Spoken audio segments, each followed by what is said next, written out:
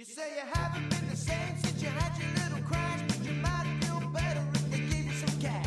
The more I think about it, old Billy was right. Let's kill all the lawyers, kill them tonight. You don't want to work, you want to live like a kid. Well, heck, there's my phone. There you go. I've been looking all over for it. Sorry, I was trying It's to okay, track down my man. phone. Good to see you. All right, man. Good to be here. It's time for episode. What episode? I think it's is 14. Is it 14 now? Episode or is 14 or 15? 16.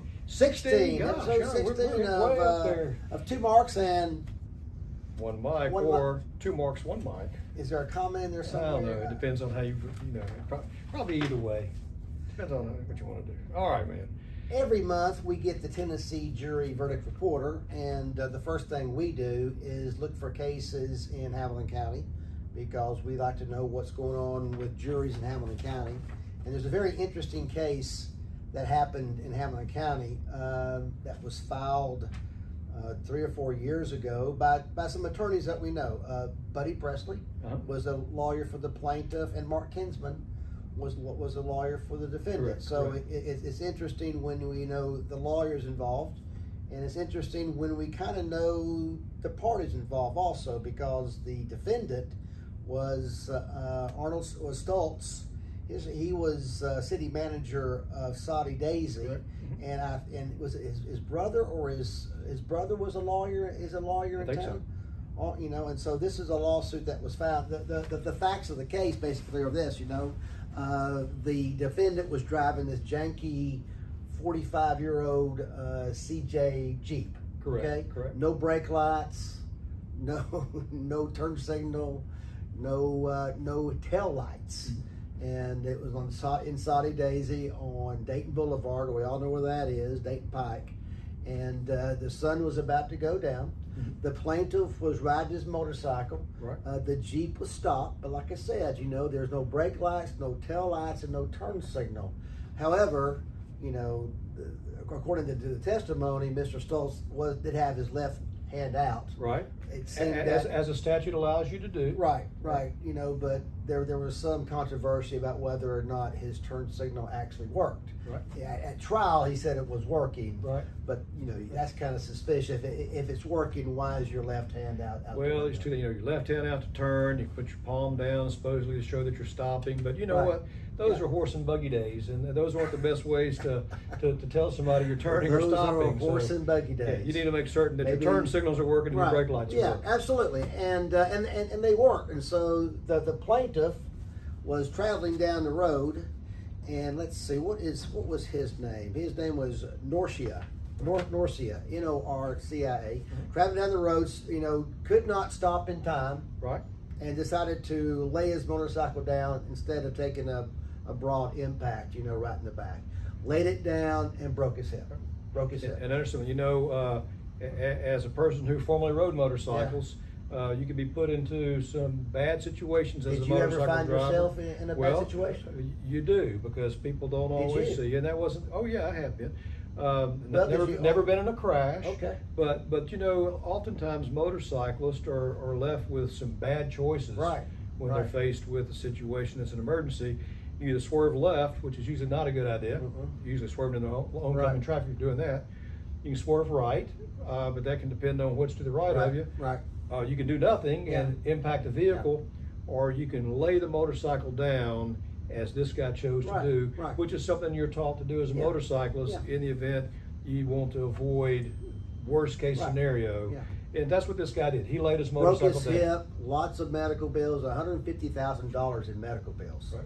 So that's a big case. That's what we refer to as a flamingo around here. Right. As far as liability, in my mind, I don't know what the accident report said, but that would be a case that I would take. I would take that case, as far as, as his lawyer, as a plaintiff lawyer with big damages and bad brake lights, no tail lights on a janky old Jeep, I'd take that case and just, try to work it out the best way I can. One thing this case illustrates, and I know you're going to talk a little bit more about the outcome, is what juries do in Tennessee is you're comparing the fault of each driver to one another. Right. To how much did each contribute Right. to a crash. So you have a Jeep that may not have proper tail lights or turning indicators. Yeah. You have a motorcyclist, who knows how fast he may have been Right. going, but faced with an emergency, swerve right, swerve left, impact the vehicle or lay it down, made a decision to lay it down. And it just goes to show what jurors, Yeah. as members of that jury, Now, need to do is compare what- the fault of each individual driver. In a And case like with this. that being said, I would not have tried this case though. You know, I would have tried to settle for a fair amount of money at a mediation. Right. Because you're exactly right. Right. You don't know what a jury's going to do, because after all, he's the one that caused the accident. You know, Mr. Stoltz was just sitting there minding his own business in a Jeep that with the sun had not gone down yet. You know, and so there you have to consider that there's going to be some fault placed upon the motorcyclist, Right. because he did not stop and he laid it down himself. Right. It's So- kind of like he assumed the risk compared to fault. You know, you put it down like there. So you know, you go to court. I don't know what kind of settlement negotiations, if any, they had, but you go to court, you're looking at, you know, fault being placed on the plaintiff, the guy driving the motorcycle. Right. Now, if fault was, say you got a verdict of $500,000 and they placed 20% of fault on the motorcyclist, Right. $500,000 would be reduced by 20%, Right. which is $100,000, Right. right? And so his verdict would still be $400,000. He would receive 80% of that $500,000. However, in Tennessee, if you're 50% or more at fault, Right.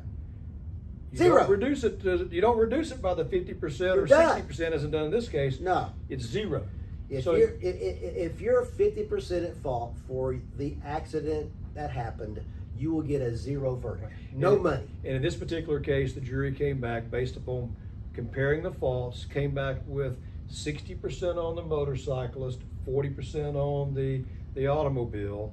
And so that should, you know, the jury could have come back 60-40 the other way. Right. This was a close That call. was a close call. Close It call, was a but close call. it showed. And I think that the plaintiff lawyer just rolled the dice and was hoping, you know, 60-40, 70-30 the other way. Now, the plaintiff lawyer, you know, probably should have, you know, stood up in front of the jury and kind of softened the blow by accepting some responsibility for what happened. Right, you can always do that, but you know, it goes to show too, you know, there may not have been an opportunity for this plaintiff's lawyer to really settle this case, because, you know, if you've got $150,000 in medical expenses, you've got you know, all these expenses that may have been incurred by your client, there may not have been an offer that was made that he could really have accepted.